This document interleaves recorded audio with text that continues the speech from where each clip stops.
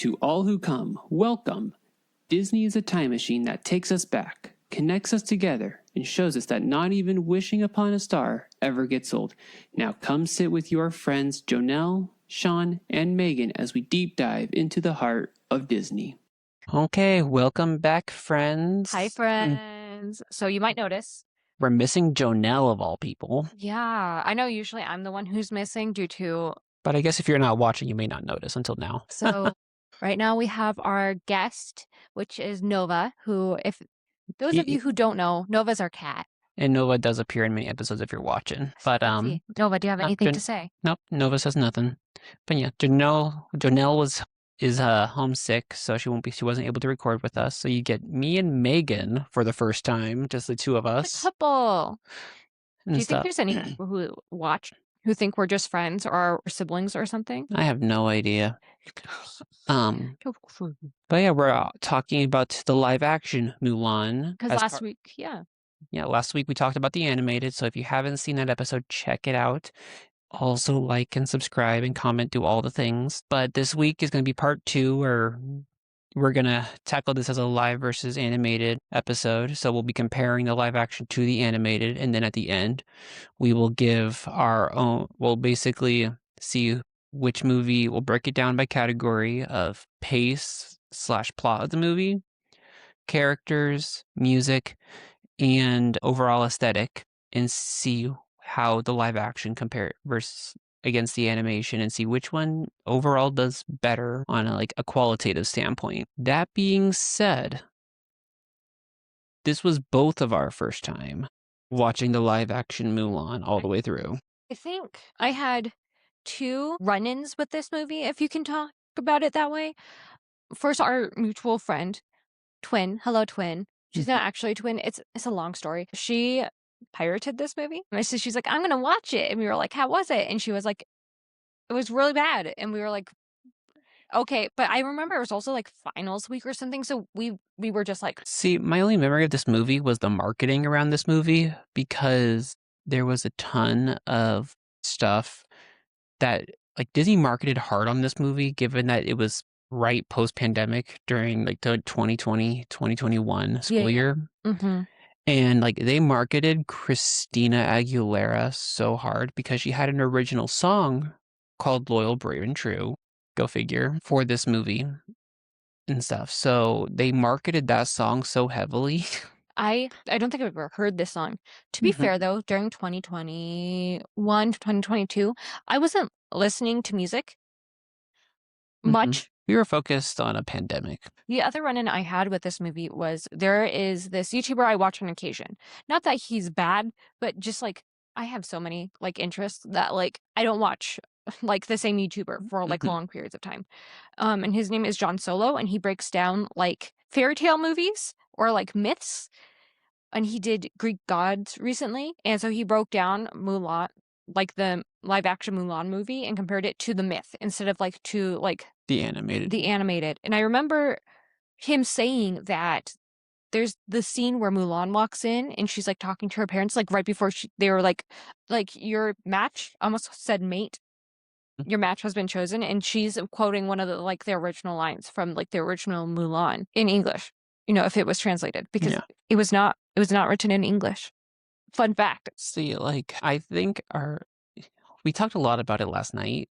We weren't prepared to have it be just us today. So we talked a lot about it last night after we watched the movie, because we were expecting Jonelle to be here. But we thought it was boring. Okay, so I have ADHD, which comes in apparent because most media can't hold my attention for long periods of time. So when I'm watching movies for this podcast, or most movies generally, I'm either crocheting or doing something that's mindless enough that keeps my brain focused, but also enough that my brain isn't just basically free falling without processing, if that makes sense. Something to keep you from glazing over. And then Sean was just glazed over. I was glazed over for so much I actually because normally I haven't been diagnosed with ADHD, but I'm similar where I need something to keep me engaged and to prevent me from glazing over. Can you speak a little louder? Like, I need something to also help prevent me from getting glazed over. And I remember the movie was so boring that, like, I actually had to fully stop everything I was doing and just stare at the screen to try and, like, stay engaged because I was missing so much because it was just boring. I couldn't, like, it wasn't being able to grab my attention enough to where even a passive activity was able to withstand it.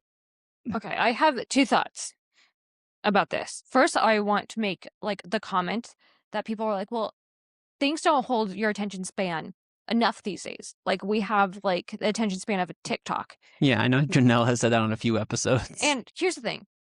I might have ADHD, but like when something has my attention, something has my attention. Yeah. Sean can attest to this.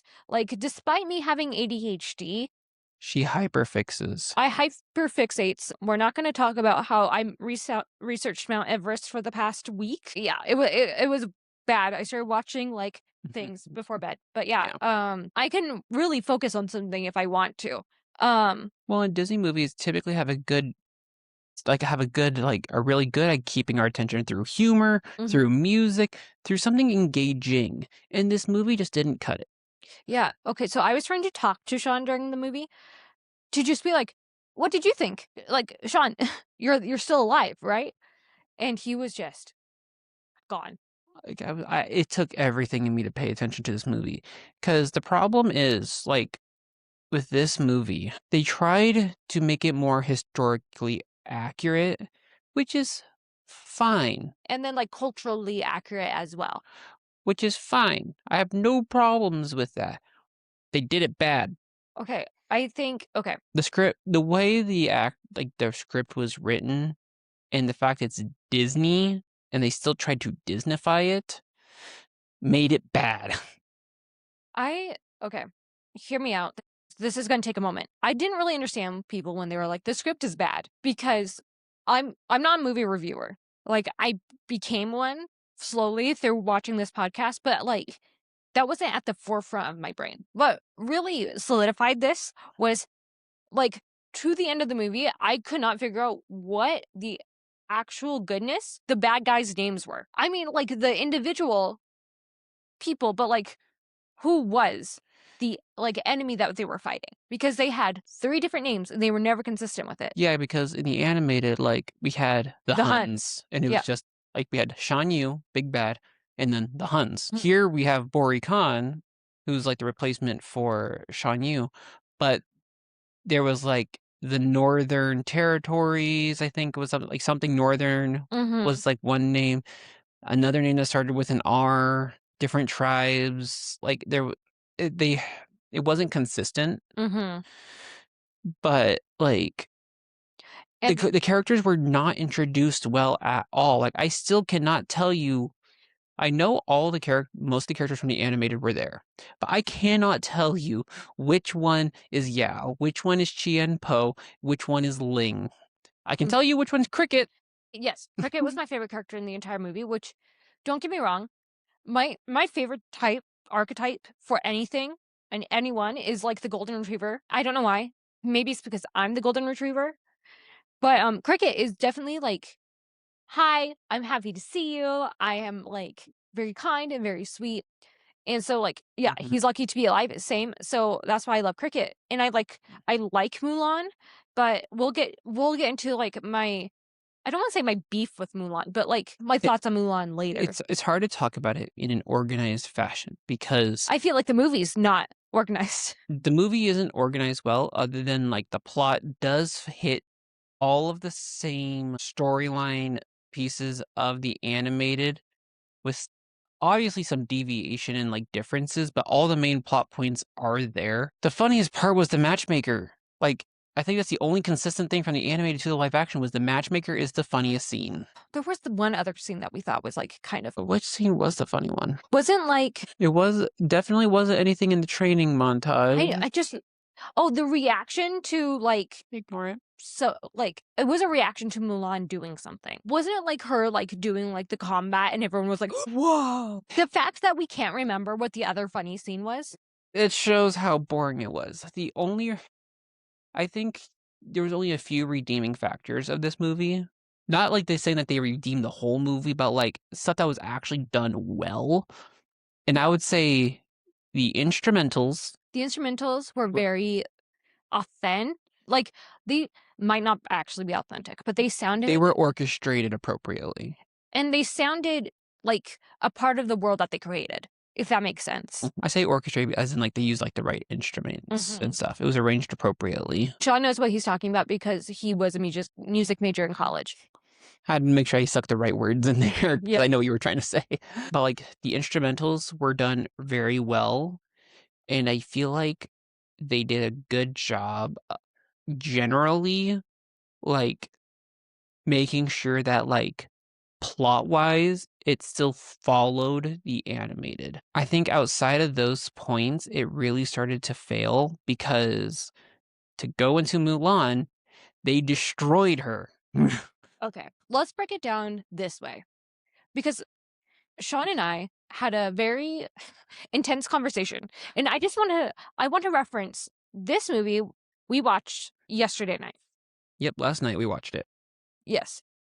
And then we also watched, in like the same time period, within 24 hours, we watched Wendy Wu, Homecoming Warrior. 2 nights ago, because I like that movie. And we didn't mean for it to happen, like, back to back. Like, we were watching DComs. And, like, that's just something we do as, like, couples do. And the whole time I was watching Mulan, I was like, I would rather be watching Brenda Song. To be fair, Wendy Wu was a great movie. But, like, so, like, it's more important coming up. But, like, Mulan and the animated was so great was Mulan was a regular person.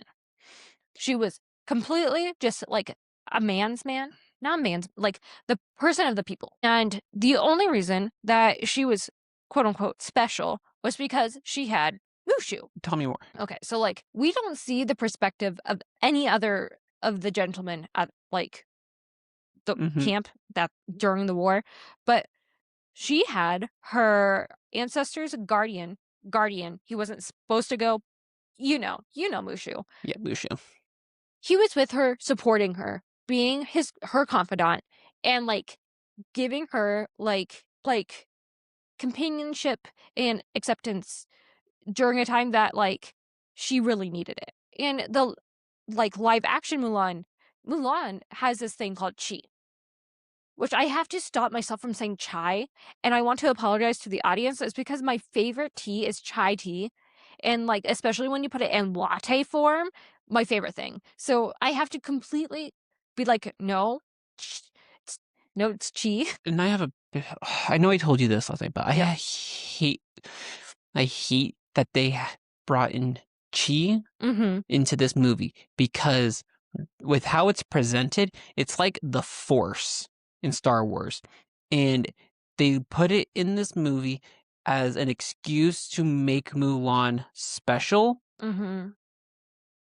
Because I still don't get it. Like, it ruined everything Mulan in the animated was able to present because, like you said, she was a normal person. She worked hard, had a huge drive, which was very evident in the animated movie.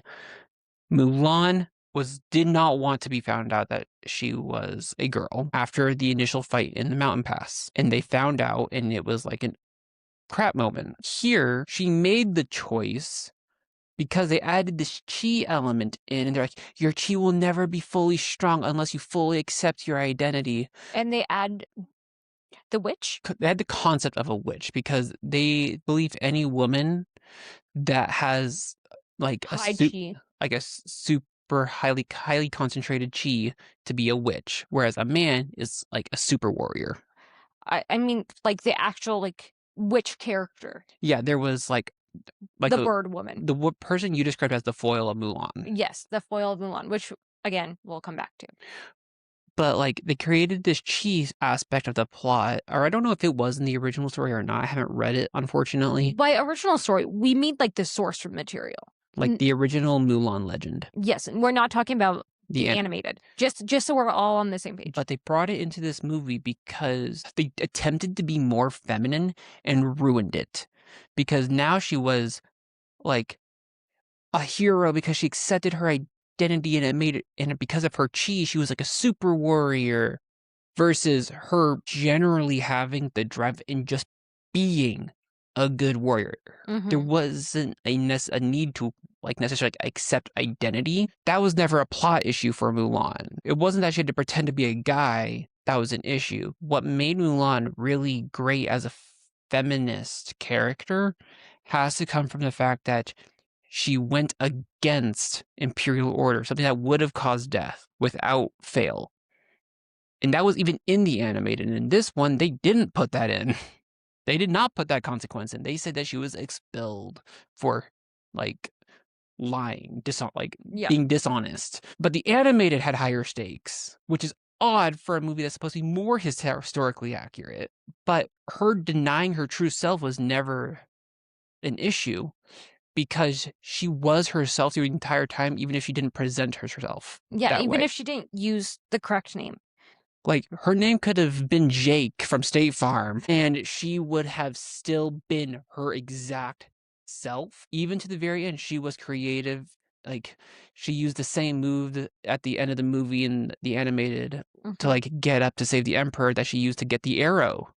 And that was, like, a huge thing, because that's a callback. You're like, oh, same person. Like, you go, babe.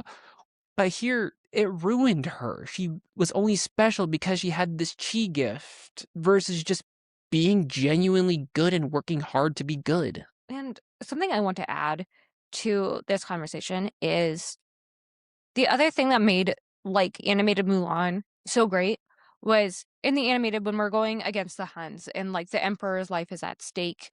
Mulan has the idea to basically dress and drag, to dress as the opposite sex.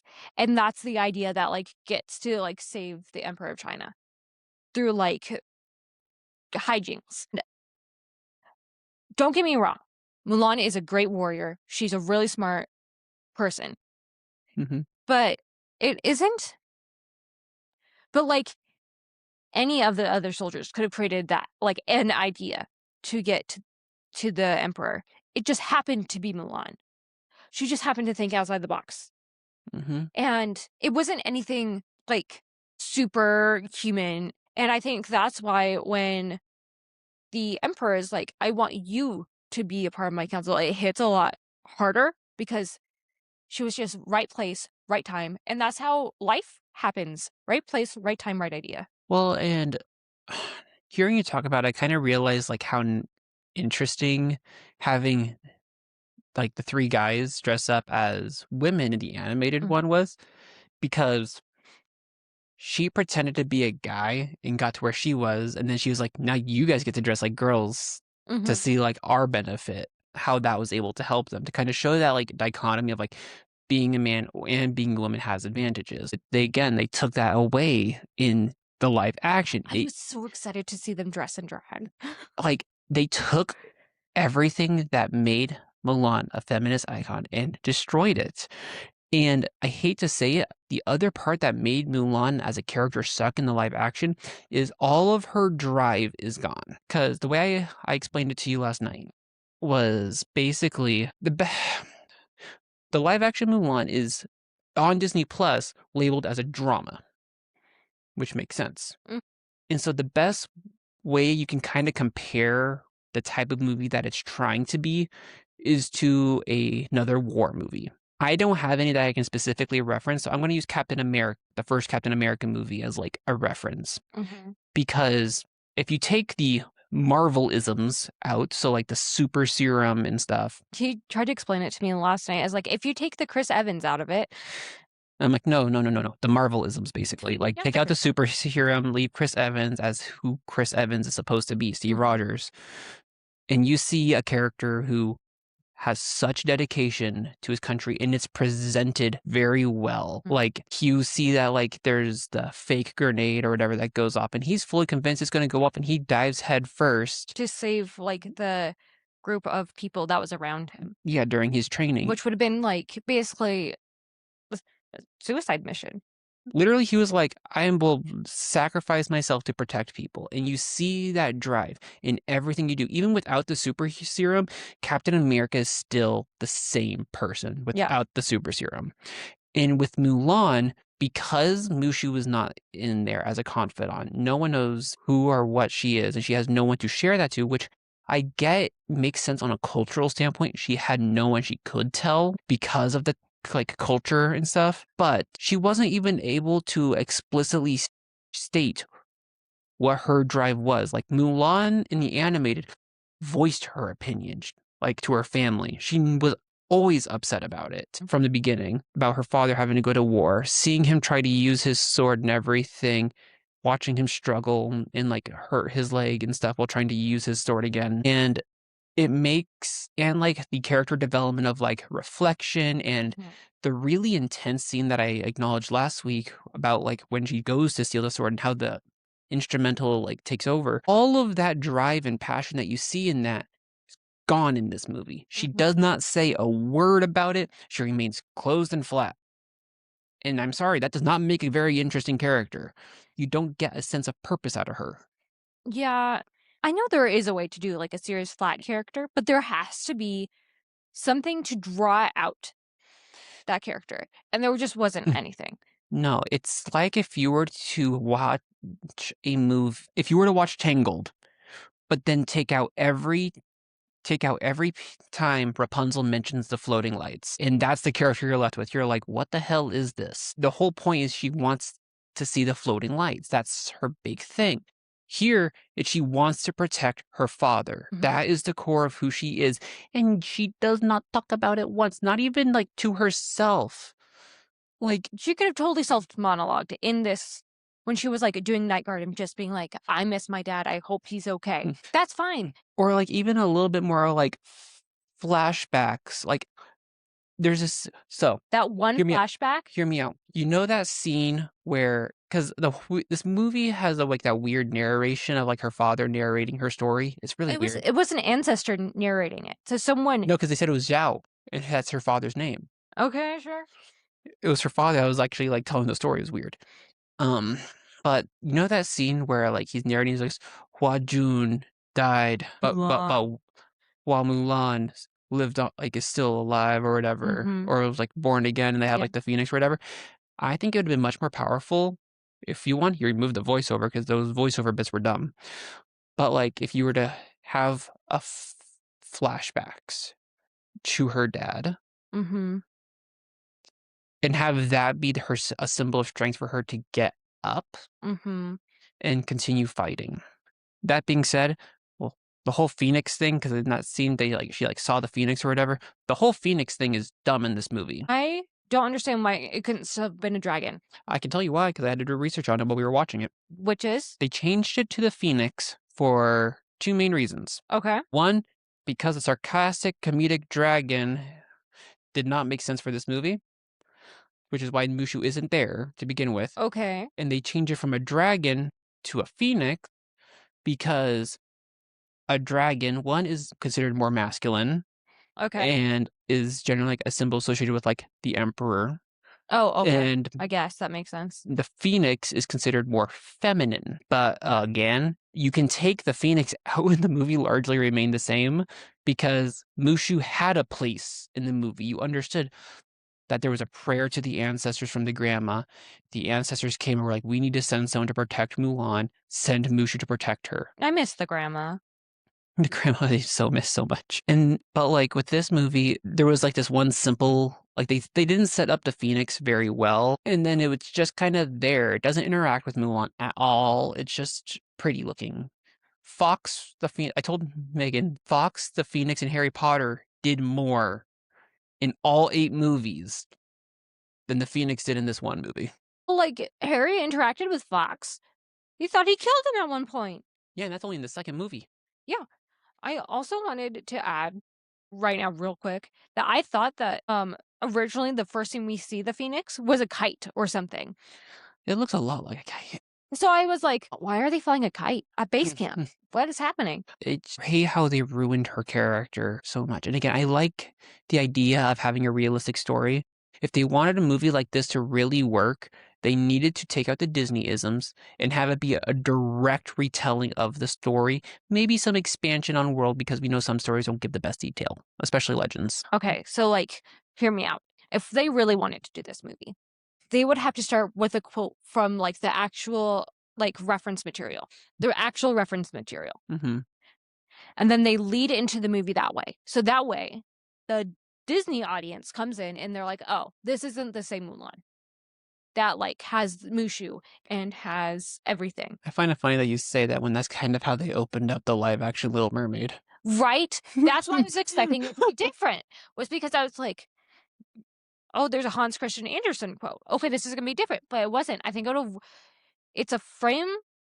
It's like there's this term called lamp shading where it's like you bring something up before the audience can.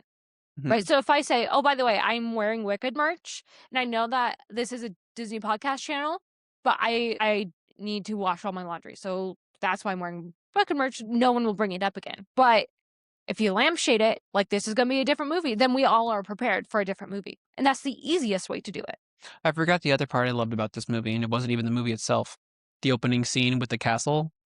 Oh, yes. It was Yeah, very pretty. they did like the castle, because like every movie has a castle opening, and for this movie they did the Shanghai Disney castle, like Disney castle that's in Shanghai, China, which I think is so nice because it was a completely different castle Mm. than like the traditional Cinderella castle. So for those of you who don't know, Sean and I are huge parks fans. We're huge Disney fans, but we know a ton about the parks. It's a hyper focus of ours. Like mostly my hyper focus because once my brain goes into it, but it's like one of Sean's big interests because there's like a difference between neurotypical and then neurodivergent brains. They're both equal, but like it's just a difference because when I go into it, I'm there for weeks. That's why she knows so much about the Haunted Mansion. But no, the castles are all different because in different parts of the world, it just makes the most sense. But no, that was really cool. I want to give flowers to the cast. Like we said, the writing was atrocious because you couldn't understand what was going on 90% of the time. And like I was pretty focused on the movie for the most part, and I lost track of what was happening. I couldn't tell you the main names of the main characters. No, we couldn't keep track of the main characters other than Mulan. And I don't even remember the last name she had in this movie. Hua. Which like we found out is like the actual like last name, family name that Mulan had in the legend, and they changed it for the animated to make more sense for Western audiences to Fa. Mm. But the other important thing, sorry, go. I want to give flowers, especially to the actress of Mulan and the witch and Cricket, because Cricket was lovable with the That was the funniest character change out of the entire movie. Like his character was so lovable, and he had so little to work with, but he was so lovable. The love interest, I think, was decently written, decent for this movie. But I found him charming, which goes to the actor. I think that Mulan's actress did a decent, like, good with what she had. Because the difference between her and Rachel Zegler, who was just bad, was Rachel Zegler's facial emotions didn't match what was happening on screen. Why? I hate that scene so much. The actress who plays Mulan, she was like, she went hard. Like she was able to present very poised and very like controlled, which is important for the cultural context. Yes. But she was also like, there was also a huge difference between when she was, what was the Ping name in the live action? Because it wasn't Ping. It was Hua Jun. Hua Jun, which is like a very generic name, by the way. Hua Jun. There was a difference between Hua Jun and Mulan. Like, when she acted both of those roles, Hua Jun was more masculine, was more reserved, was more just, I don't know. But when she was Mulan, she was more expressive. She was more... Which is the complete opposite of what she technically should have been in that, like, circle. Because men have the ability to say whatever they want, and speak their mind, whereas women can't. And I find it funny that as a man, she couldn't, but as a woman, she could. I think that was supposed to be, like, towards the movie of, like, be your true self. But, like, I just want to give her flowers because, like, she worked with an awful script and, like, Mulan was a really likable character. Like, despite the flaws that Sean and I have talked about, Mulan, the actress of Mulan, did a decent job with what she had. She did a good job with what she had. I want to take a moment to go around a conversation that I have a lot, I get into some arguments with online about. Sean likes to get into a lot of Facebook arguments. So this one is around the live action talk. Okay. Because live actions are a heavy topic. Yeah.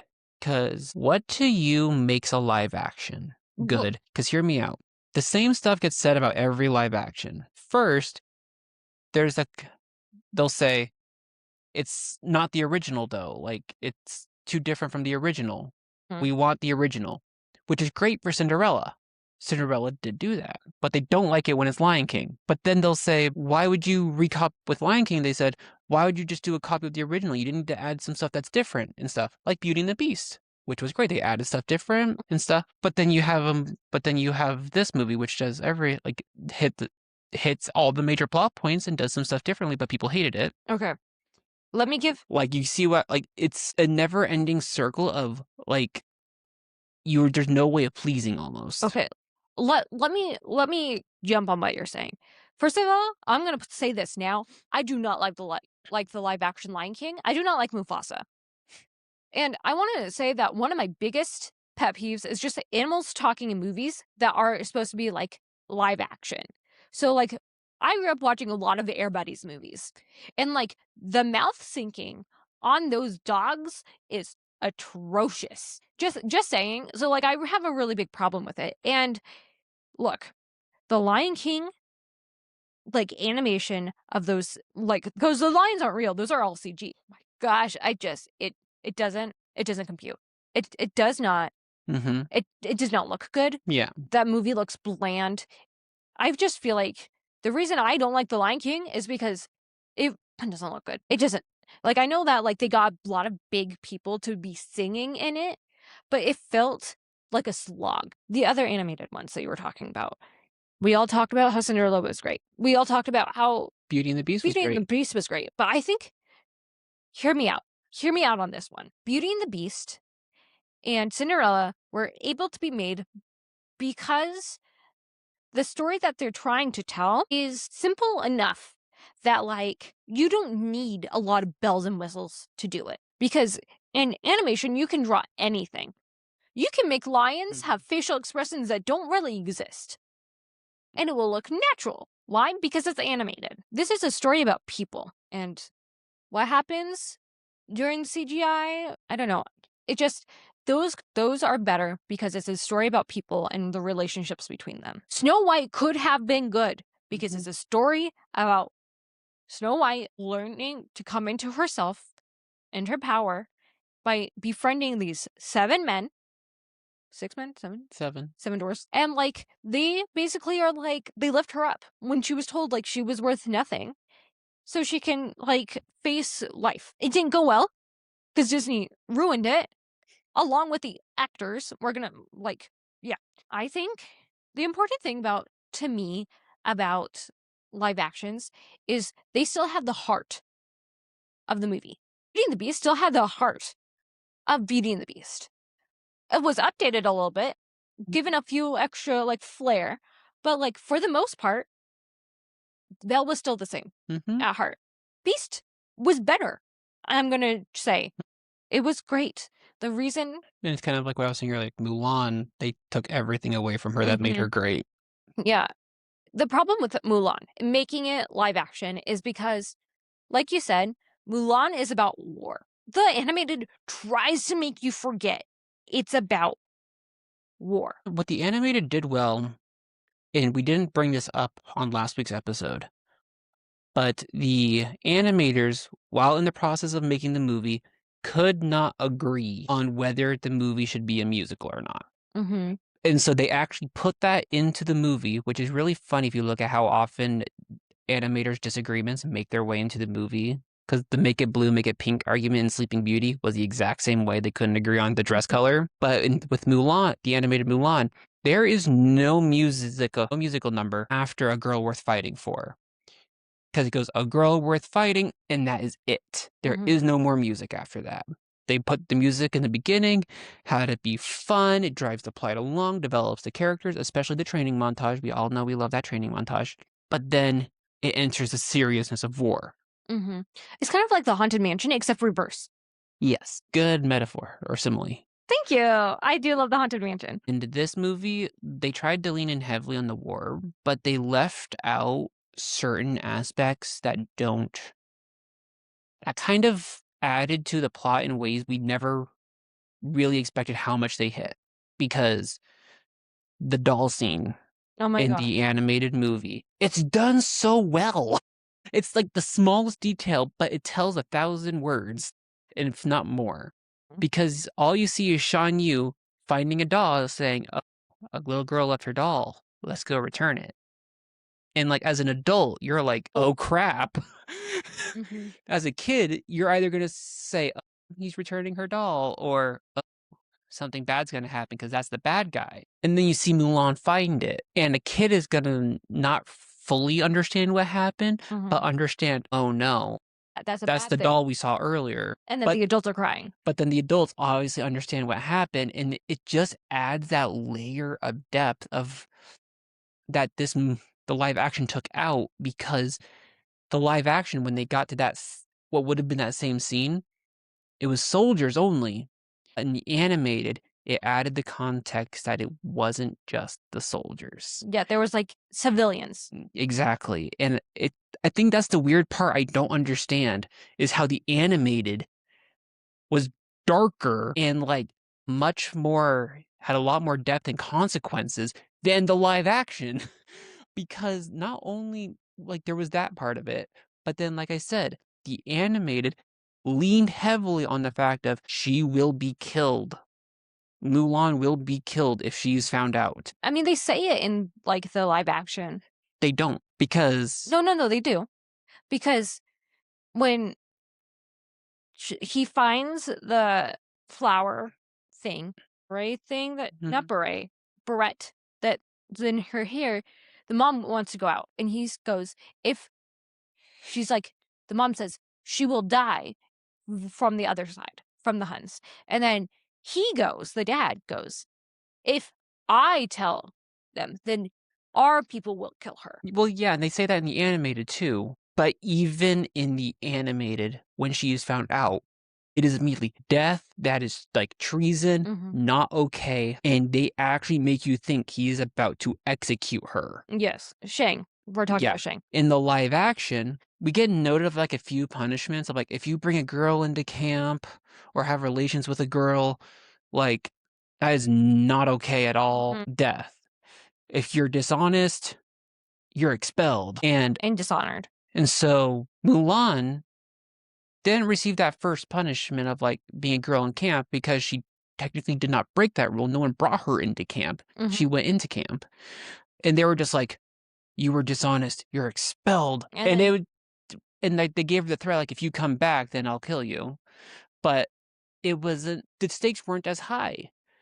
And even if they wanted it to be, because in the animated, they were, the way it went was Shang like was about to do it, and he like puts his sword into the snow and says, you saved my life, I will spare yours. That is that. You are lucky this time. And they leave her there. On the mountain, by the way, which is extremely dangerous. Not really wearing her, not her wearing her armor, nothing. She's in a blanket wrapped in bandages. Yeah, extremely dangerous.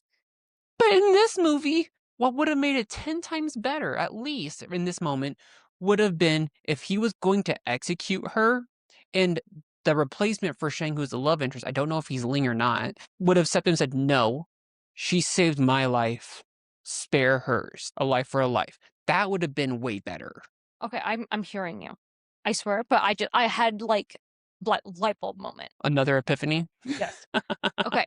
You remember back in the day when Disney had a whole separate like company that would release movies, like the one and only Nightmare Before Christmas. Touchmark.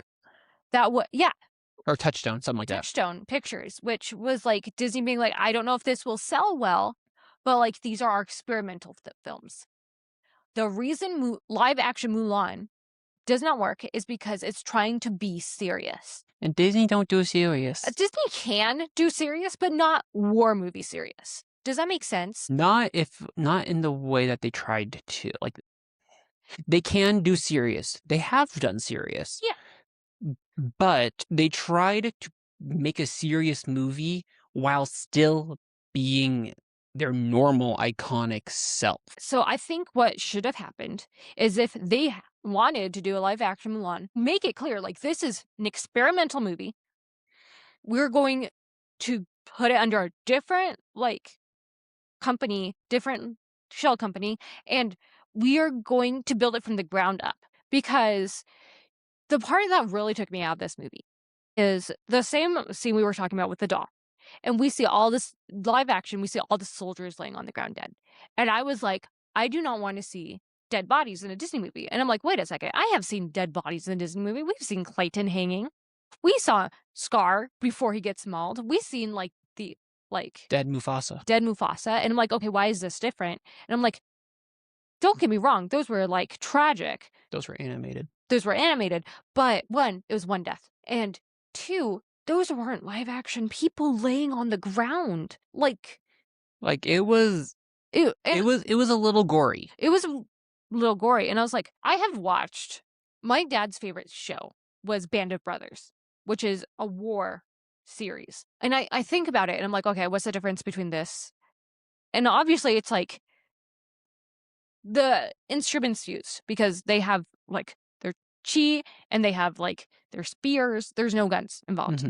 Other than like bows and arrows. Yes. And then they have like the cannon Trebuchet. There we go. I was going to say cannonball, but like troubleshoot. Trebuchet. There we go.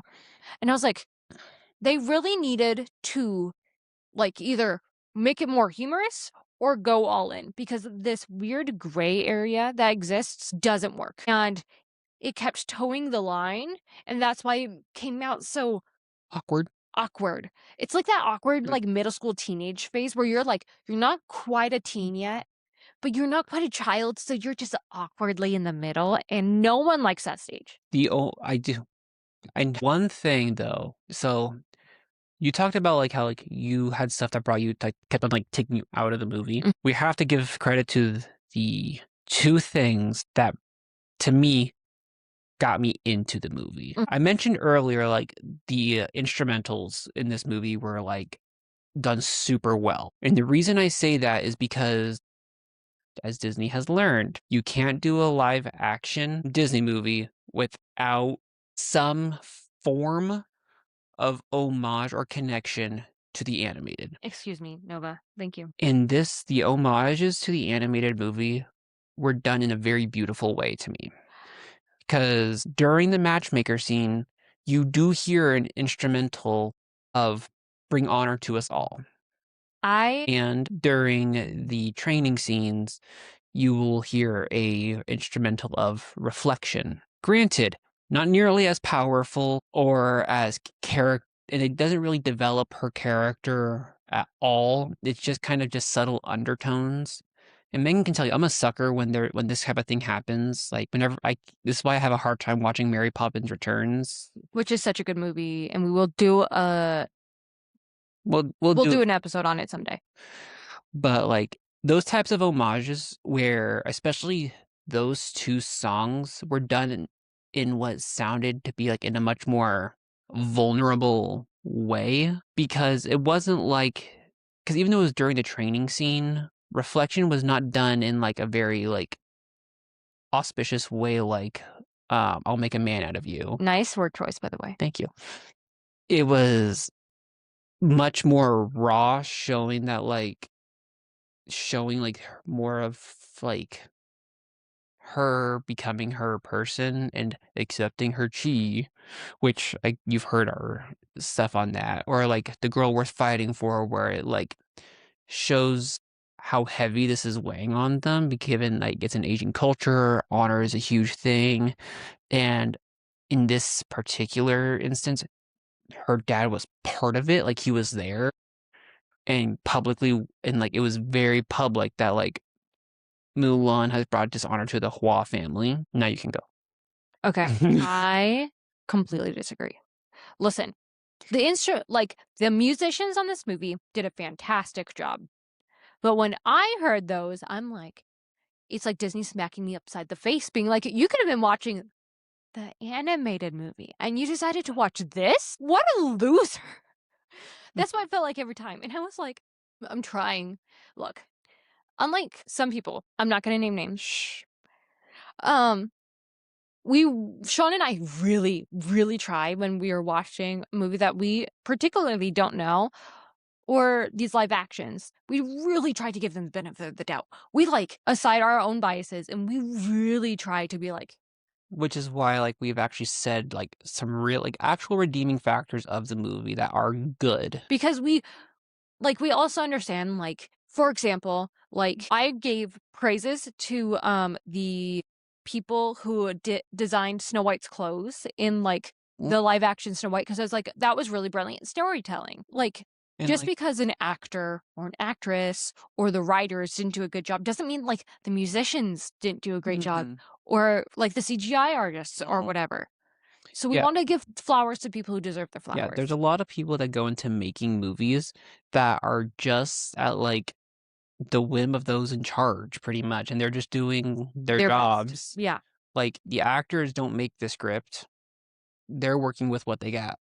Granted, that doesn't mean they're not subject to their own acting choices. Like you said, Rachel Zegler versus this Mulan, who really tried. You could tell she was really trying to give it her all as Mulan. Yeah. But the other thing that, like, when I pointed this out to Megan, like, she lost her mind. At the end, towards the end of the movie, when Mulan, after she saves the Emperor and, like, goes and is, like, presented to the Emperor formally, I pointed out to Megan that, like, the person who had done that was the original, like, the person who said, "Your Highness, like, this is Mulan," or whatever. That was the original Mulan That was from the animated, which Megan, like, lost her mind when I told her she's the, like, official Disney triple threat. Quadruple threat? Now quadruple threat, because she was announced to be Hera in the Percy Jackson series. Okay, let's define what Disney's quadruple threat is. For those who do not know, she is in Marvel, Agents of S.H.I.E.L.D., she is in Star Wars. Yep. And many, parts of it. Yeah, so she's, like, it's not, like, just a one-off character, like, she's been in multiple series. Then she was obviously Fa Mulan.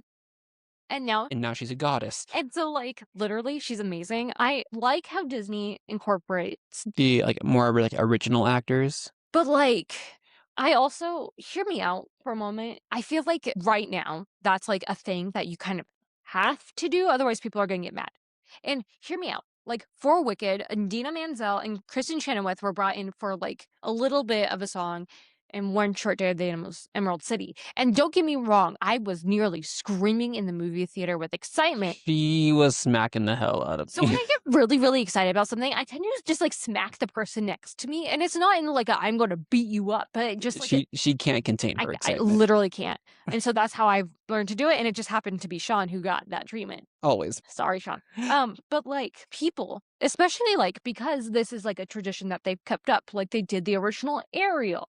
I like, because I want to say this a really quick, it's really interesting because between this and The Little Mermaid, I liked how it was a passing of the torch, because Jodie Benson in the live action area gave her a dingle hopper and stuff, which was a way of passing the torch, or in this case passing the fork. Or in this one, you had the original Mulan presenting someone else as Mulan, which I just think is brilliant in a more culture sense, modern culture type thing of I'm passing the torch. This is Mulan now. Yes. I think it's a really nice gesture, but I don't know how much of it is genuine and how much is performative at this point. Does that make sense? Yeah.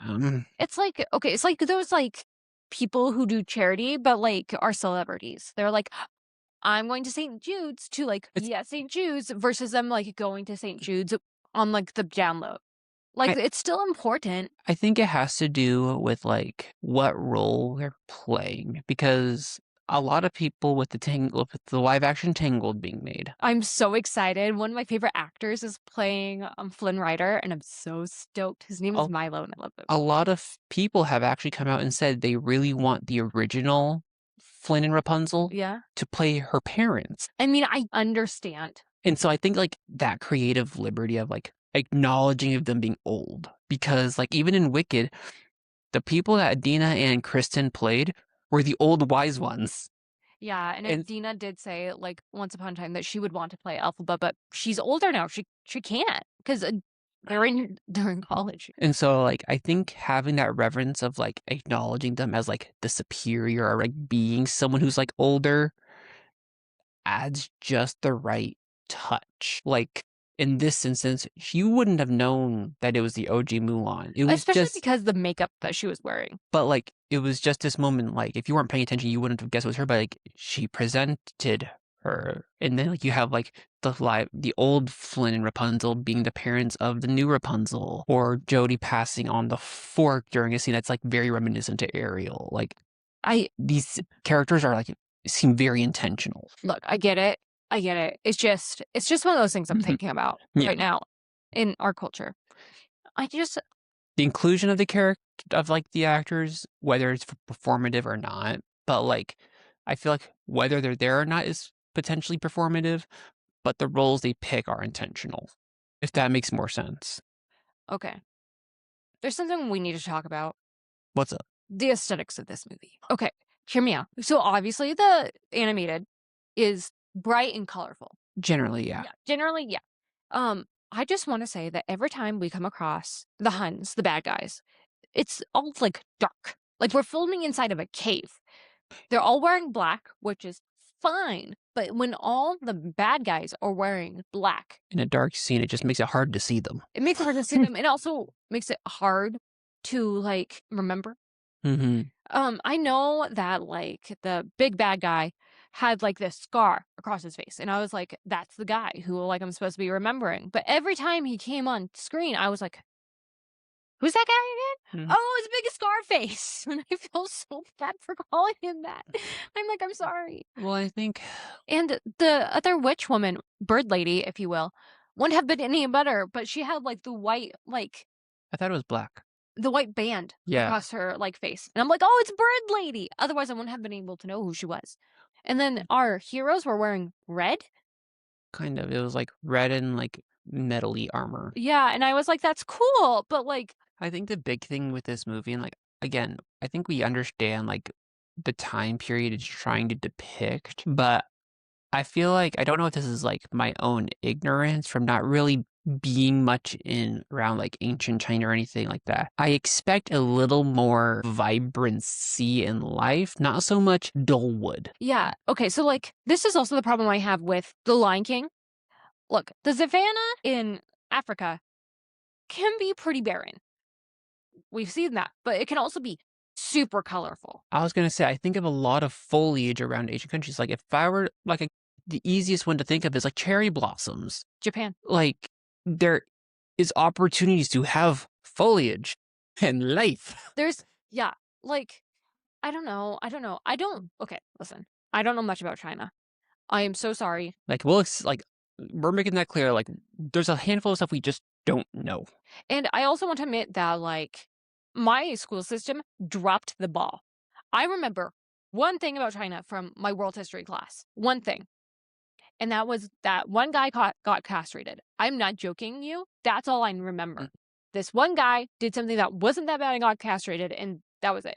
My world history teacher was notoriously bad for just giving us homework and not doing it. I think the only time I learned about ancient China was in 6th grade. Yeah, so like we're just gonna put it out there. We're also not Asian. We are two white Americans. Yeah. So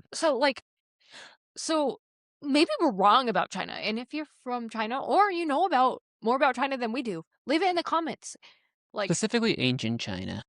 Like what's the landscape like? What are the plants like? What are the biomes? Tell me all about it, please. That was the other thing that was just really weird. Like during that, what would have been like the mountain pass battle from like the animated, the snow, like it was green, and then there was just a random thing of snow. Which, like, listen, we live near mountains-ish, and so it's not uncommon to like have like greenery and snow. But here's the thing: this is a movie where like if you want snow, you amplify the snow. Like it's not like two like indie people with like no budget filming in the mountains because The way that's that all they have. the- This is Disney. They could afford a little bit more snow. the way that scene felt in regards to the snow, because the snow is honestly a really big plot point in Yeah. the animated, because that's how they like take out the Huns. In this movie, it was like they had this big scene in this like big battlefield full of greener, and then they're like, "Oh wait, how was Mulan supposed to do this? Let's throw the snow in the back." Like it's like they almost forgot about it. Is how it felt like. Okay, let's talk about the fighting. Fighting was lackluster. Okay, like we said, like I said, we came back to Windy Woo. I was like struggling because here's the thing: I'm not a huge fighting movie person. Sean can tell you, She's not. I'm more of a musical gal. But I was thinking like I would rather be watching Wendy Woo, and I was like, okay, well, there's got to be some movie that I really love that has fighting in it. And K-pop Demon Hunters is in my top 3 movies. Okay, it might be super popular right now, but it's fantastic for a reason, and all that is because it's a musical with fighting. So it's all rhythmically on beat. So it's like, okay, that doesn't count. And then I was like, okay, but there must be another movie that has some fighting that I enjoy. Kung Fu Panda. Okay, that's animated with animals. Okay, try again. And I was like, Wendy Woo was not a musical, was not animated, and had really fun fight scenes. The thing And about had a tiny budget compared to this. the thing is that like ruined the fight scenes is a little like what we were saying. The chi aspect made it weird. Like the fact that they do this weird stuff with like super fast swords and like kicking swords, and again, it's just not real fighting. They put the force in ancient China. There's a book series I've been reading recently. Okay, listening to, because audiobooks. And they described like this battle scene as like a dance, right?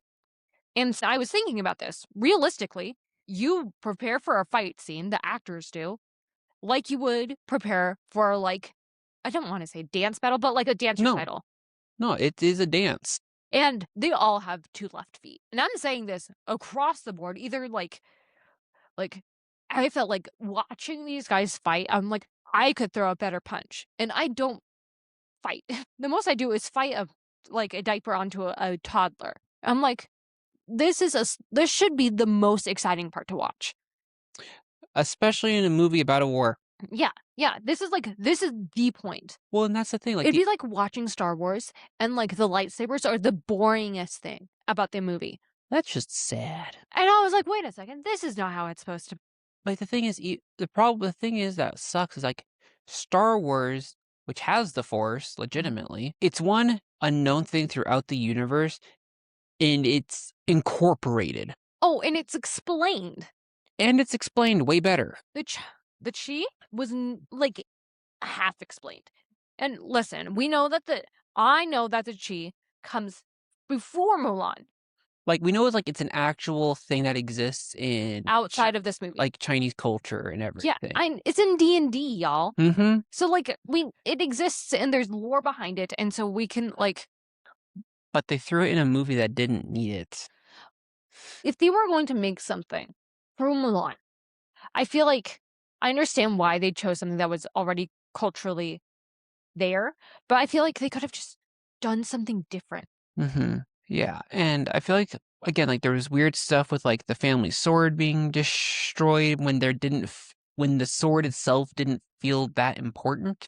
Maybe They tried to force importance yeah. versus like a natural importance. Excuse me, I Ha- have the burps. Because problem is like they had this whole plot point where like the mantra for like the army was like being loyal, being brave, and being true. Mulan was like struggling because she's not being true, and that's bad. And seeing that marking on the sword was almost like guilt, trying to put guilt on her. But again, it wasn't done well because that wasn't the aspect of Mulan's character originally. Okay, I'm struggling with this Hmm? because I was put in a situation where I'm not going to go into detail at all about, where I couldn't be true to myself. And Mhm. it was like something that, like Mulan did, I had to face every moment. Because Mulan had to be her alter ego, if you will, for like every moment of every day when she was in that camp. Mm-hmm. And I had to do that for like half a year, Mm-hmm. right? Yep. And here's the thing. When I was in that situation, did it suck? Yes. But did I feel guilty about not being able to be myself? No, because like Mulan, it could have been a really bad situation if I wasn't. And I feel like in the sense of Mulan, she wouldn't have felt guilt because she knew it was protecting her father. Yeah. Like, because that's Mulan's drive, was to protect Can we her move the father. mics just a little bit, just to see what. Okay. Wow, we're going hard. I want to bring up one last thing Okay. because we didn't talk about the other witch, the foil to Mulan, Mhm. and I need your honest opinions before we hang up this episode. What are your thoughts on the witch? Confusing as heck. Because again, Chi was supposed to be like superhuman, like enhanced, like human abilities, like enhanced speed, coordination, that type of stuff. And all of a sudden, she's turning into birds. Yeah, okay, which is why she's nicknamed the Bird Lady. I don't get it. Like, her character does not make sense. We get that she's trying to be a foil to Mulan, someone who is like, I'm a woman, like, who they consider a witch, and they're using me and stuff against the army, and basically called her a slave and all this and that because no one can accept a woman. And then you have Mulan, which eventually gets accepted as a woman and stuff, which is what makes her change heart and whatnot. But again, I'm like, again, they leaned too hard on Mulan needing to accept her identity to where they had to create a whole nother character versus the animated Mulan, which succeeded in what she was trying to do for as like a feminist icon. I feel like, correct me if I'm wrong, maybe I'm reading wrong into this. In the animated Mulan, I feel like she was Mulan the entire time. Sure, she went by Ping, but Mulan was the same throughout the movie. What Yeah. character growth? Yeah, that's what we were saying. Like, it didn't matter what name she used. It was Mulan. And so, yeah, here's the thing. Foils usually are like my favorite characters. And for those who don't know what foil is, it's a literary term where it's basically there's two characters and they're basically like they're similar, but there's one trait that makes them completely different. So in this Bird Lady's case, she's on the opposite side of the war. Yes, and is deemed like a witch, a bad, that in people aren't accepting her. Whereas Mulan, same like level of chi and things, and is a woman, but is on a side that does end up accepting who she is as a woman. I want to like her. I want to like the Bird Lady. But the problem I have with the Bird Lady is one, she's like in the story, she's not necessary. They made up a character, but like the actress was so good. Actress was good. And the costume where like the metal wings at the end was so cool. And they didn't give her the right development. They did not. Like, we don't know how she knew that Mulan was Mulan. We don't. Like, she alludes to the fact that she knows that Mulan is lying, and we don't know exactly how she knows. There is no explanation. I got it. This Bird Lady feels like she was plucked from a completely different story. Yeah. And plopped into this one. It's kind of like reading a fan fiction where like all of a sudden, like main character, like is a normal person, gets thrown into a world full of like medieval people and like princesses, and they're like, I have no idea what's going on. And that's kind of how it felt. Whereas like this other character that Disney had rejected for some reason got thrown into this movie instead. And they were like, okay, Yeah. that's cool. And I don't know. It's just, I wanted to like the live action Mulan. I think when it comes to the live actions, I think that's the best way to describe it, is like, we want to like them, but there's certain aspects about them that are just not done right that lose it. And it's always the worst things that they could lose. Right? Because they completely botched Mulan's character from what it was always known to be. I think that the problem that I've had with the most recent Disney movies that like we've watched at least, like with this one and the, I guess, Little Mermaid, but to a lesser extent, and this one is they're trying to force immoral. And I can't remember one of my favorite, like, I think it's like when we talked about with Raya about the trust thing. Like, they forced it down your throat. Disney wants to make movies that have a message that speaks to people and tries to make the world a better place, which I understand. And Disney has always done. Yes, but like there's something that I heard, I can't remember where you have to trust your audience to get it. we're not making we're not making like a Sesame Street episode where this is the letter A and it has to be really spelled out because we're talking to like literal toddlers. Disney's for everyone. If you can't trust your audience to be like, oh, Mulan is about like finding your true self and being your true self, then like you need to trust your audience more. Yeah, like, And that's what I feel like. a story is good when you don't have to do all the work. It's like literally show, don't tell. Yeah, like we'll hear from cinema therapy all the time about this idea of like, you shouldn't have to tell us everything. If it's a good story, the message will come across. If you have to go as far as to make it that thick, it's not a good story. Right? But we need to wrap up. Yeah, that was going to be my last comment. I was like, so if Disney wants to make better live actions, they have to trust their audience and then go to the heart of the story. And trust themselves. And trust themselves to tell a good story. Because guess what? They've been doing this for 100 years. I feel like they don't trust themselves in this current climate. Pick a story, go to the heart of it, and tell it. So you just need some positive affirmations. Yeah. Go to the mirror, do some positive affirmations, write them in the mirror. I'm a Disney animator. I can do this. In true live action versus animation fashion, we like go through each of the categories, even though I think we've made it pretty clear. Pace/plot of the movie goes to animated Mulan because we could actually tell what's happening in the animation. plot wasn't bad of the movie, but the problem is this movie was so slow and boring. It was so slow, and we couldn't tell what the characters' motivations were. But plot-wise, it was fine, but yeah, the pace failed. Yeah. Characters, I would still say give it to the animated, given the fact we barely knew who the characters were. Yes, although Cricket is better in this movie. Yeah, like, there were good characters in this movie, don't get us wrong. Yes. But they didn't do the characters well, considering we couldn't tell who they were most of the time. Except for Cricket. And Mulan. And Mulan. Oh, the other funny part was the matchmaker at the end. Obviously going to the animated one because it was the musical. But yeah. Like we said with the Beauty and the Beast, the music here wasn't bad. It just wasn't as good as the animated. I want to say that like as per like musical score. So not like a musical as in like I'm going to sing to you, but like music, we mean like all encompassing, both like actual songs. Yeah. It feels like a musical, but also the orchestral score that accompanies in the background. Yeah. I think the orchestral score for the live action was very beautiful.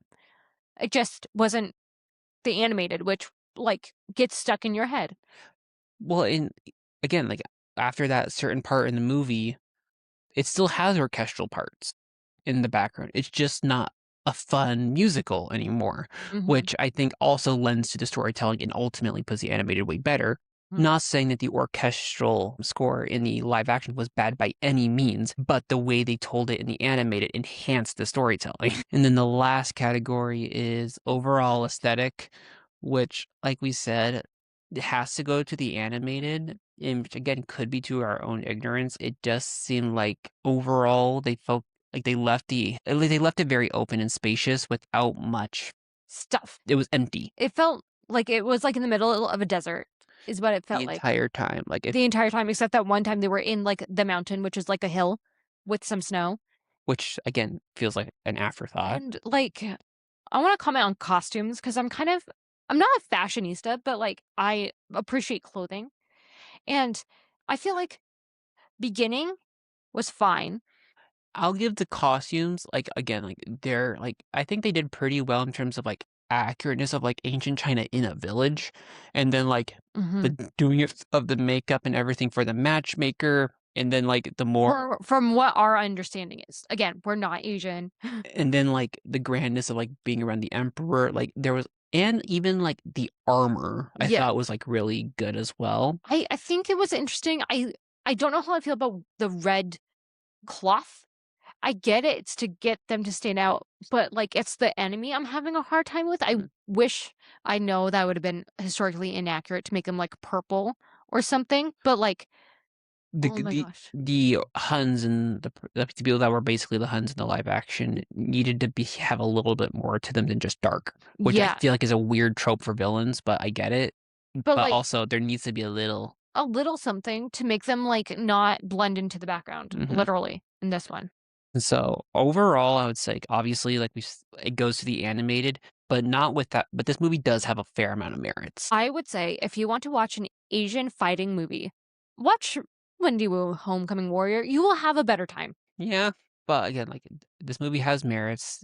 The orchestral suite was great, and a handful of the characters did very well. And the actors were pretty good, all things considered. And it did do its job. I mean, like in terms of like being a little bit more historically accurate compared to the Disney one, like the animated one. I mean, Yes. but anyways, we'll see you guys next week.